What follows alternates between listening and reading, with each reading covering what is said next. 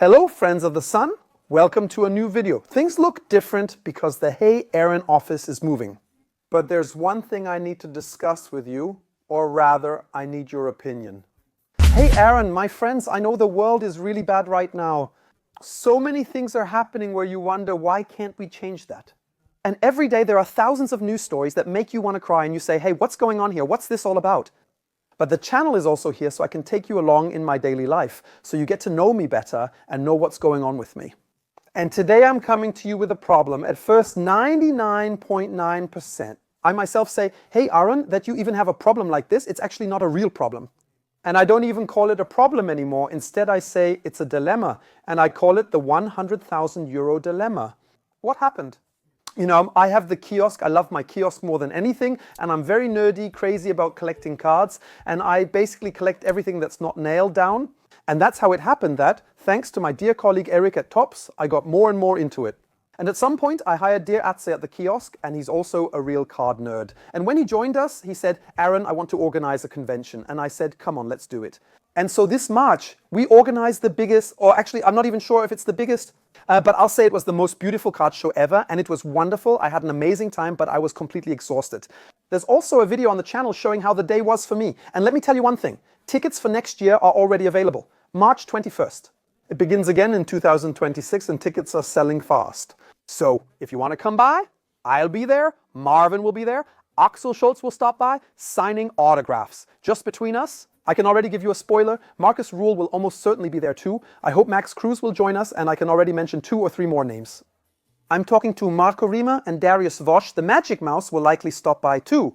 We may have 1 or 2 standout highlights. Everything's already great, but I still have a surprise in store. In any case, it happened that the trade fair took place that year. I was completely exhausted that evening, but still walked around the trade fair. I saw a collector sitting with his cards. He also had a few boxes, including the Mourinho box from Topps. It originally cost 130, but he wanted 150 for it. And I walked by and really thought the box was very, very cool. Jan himself bought one of those boxes and pulled a Thomas Müller from it. Yeah? With an autograph, I thought that was really nice. And then I walked by him, chatted with him for a bit and asked, what do you want for the box? Then he said, yeah, 150. I said, oh yeah, I'll take it. He reached behind and said, look, I have another. I replied, all right, I'll take both for 300. I was tired that day. I want to have a reward. I'll open it right away. At the end of the fair, my whole family, including my little one and nephew Willie, was at the stadium. It was really nice. He stood beside me as I held the box and said, go ahead and open it. I said, yeah, come on, I'll open it. And then I opened the box. And you really have to imagine, this is the 100,000 euro dilemma. And like I said, I know the world is tough. There are much bigger problems. This is also on my mind right now, and I'd like your opinion. That was just the introduction. And then I'll open the box. I remember my mother standing to my left as I flipped through it with my nephew.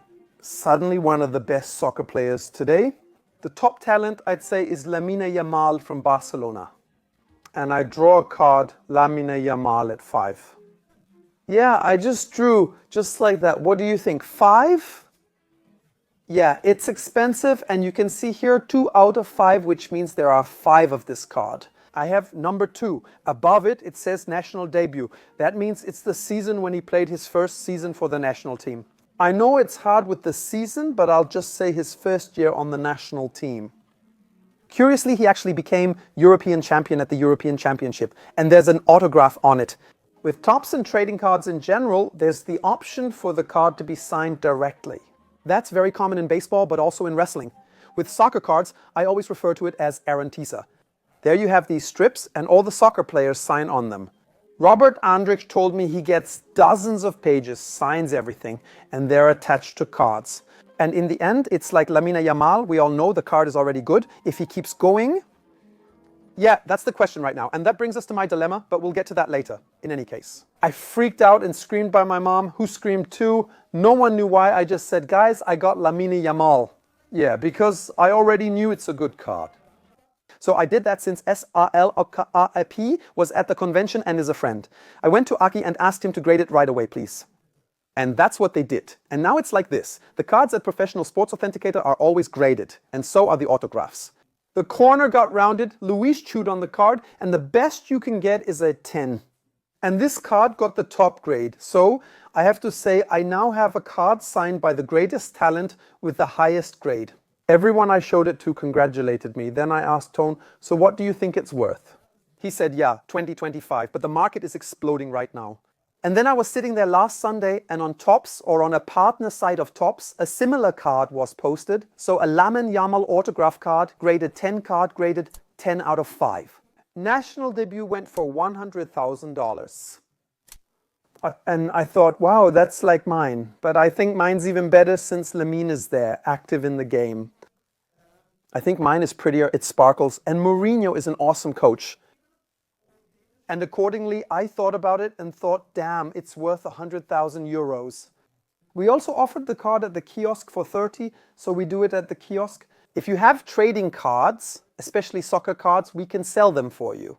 We have single cards marked as commission when sold for others. That one was there, and I set it to 125,000. When I put it up there, I first thought, fuck. Aaron, you would sell the card for the same price you won on Who Wants to Be a Millionaire? What kind of world are we living in? I texted Marvin and others, would you sell it or keep it? You have to say, for example, Patrick, who also comes from the Topps universe. He said, Aaron, if the guy keeps playing like this, calms down a bit and maybe doesn't go off the rails so much anymore. If women don't ruin it for him, the card might be worth $1 million one day since his national debut is on it. That means there will still be cards from him that he signs, but there won't be any more, what they call rookie first season, that won't exist anymore. So it's really special compared to all the other Lamine cards. And then I thought, okay, so I wrote to Marvin and said, hey Marvin, look at this. Now the problem is mine. What do we do next? I have a card that sold for $100,000. So that's how it is now. If Lamine Yamal wins the Ballon d'Or, it goes up. If they win the Champions League, it goes up. If he wins the World Championship with Spain, it rises. There are plenty of reasons why it can go up. Will he invite people to his birthday again? And will there be another scandal? If he acts cheeky to his opponent and someone like Pepe takes him down, it goes down. If he gets into any other scandals, it goes down. So that's the problem right now. Now a lot of people would say, yeah, Aaron, just sell the card and that's it. Because Marvin also said, hey, Aaron, how high is the loan on your house? That's what I said. I owe the bank about $300,000 on my loan without any equity. He said this cardboard with an autographed nice card is worth 1/3 of your house. Sell it right away. That was my signal to sell too. But then I'm clever and call my tax advisor, say, hey Frank, my best man, I drew this card in March 2025 from a box that Aaron, I went around the fair, gave the man 300 euros, got 2 boxes, so I bought them privately for myself.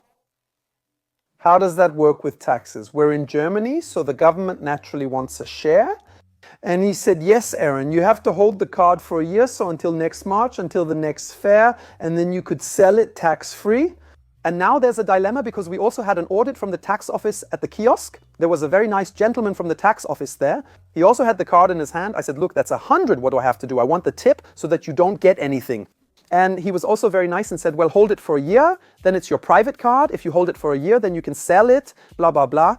You're all experts. Explain why after a year. Now the question is, what would you do? There are 3 options. Aaron, now you get about $100,000 euros, sell them. Now you pay 42% taxes on it. You still have 58,000 left. Get rid of it. That's my big dilemma right now. And honestly, I don't even want to hear the news again. Aaron, you idiot, there are much worse things. Donate the money, do it. I know all that, but that's my dilemma right now. Marvin says sell now and pay taxes. Many people say you can wait until next March to sell it, so it will be tax-free. Or keep it for another 4 or 5 years and then it might be worth a lot more or a lot less. And that's why I'm interested. What would you do? Please write your answers objectively in the comments. But there won't be a video where I study the comments and take your opinions to heart. Of course, I have to say, I'm in a very privileged position as Aaron. First of all, thanks to you. Thank you very much. The channel is doing better than it has in a long time. I'm flying to Thailand again in September to shoot videos for you. Then back to the United States of America for another 5 days on patrol with Ben. I'm looking forward to it. Last time was February. And I'll be sitting there again for 16 hours like a duck taking a dump, falling asleep at the bars if it takes that long. But I love it. In October, Celebrity Big Brother returns. I'll be there and can't wait. In November, I have some important personal matters and then the year ends. and I'm living my dream. I realize it every day. I actually have 2 offices. In the office where I am, my mom lives and my sister lives across the way. During the break, the family sits in the yard. Employees live here and feel at home. I'm grateful every day that I can do what I do. Financially, I'm doing very well. That's why, honestly, I have to say those 100 or 158,000, they'd be nice to have in my account if I invest them back into stocks. You know, stock, Aaron, I lost everything. I've had terrible luck with stocks, and things with Henning didn't work out either. And that's why I said from now on, I'll only do concrete gold. Real estate, I'm really undecided about it, so I'd like to hear your opinion. I've told you everything. I know this is a first world problem. I don't know what to do, so I thought I'd ask you. Many of you have been with me for 12 years, seen it all, and might give me the right advice. This is my 100,000 euro dilemma. Write your opinion in the comments, feel free to subscribe and check out Hauptschulniveau with Marvin, Timo and me. And I would say, we'll see each other again in the next video. See you then. Bye. How are you? Very good, my friend. Glad you're here. Thank you. Hello, my wife. Yes, we know each other. Hi, how are you? To be here again? Amazing. I just told my wife I've been to the cup final here 4 times.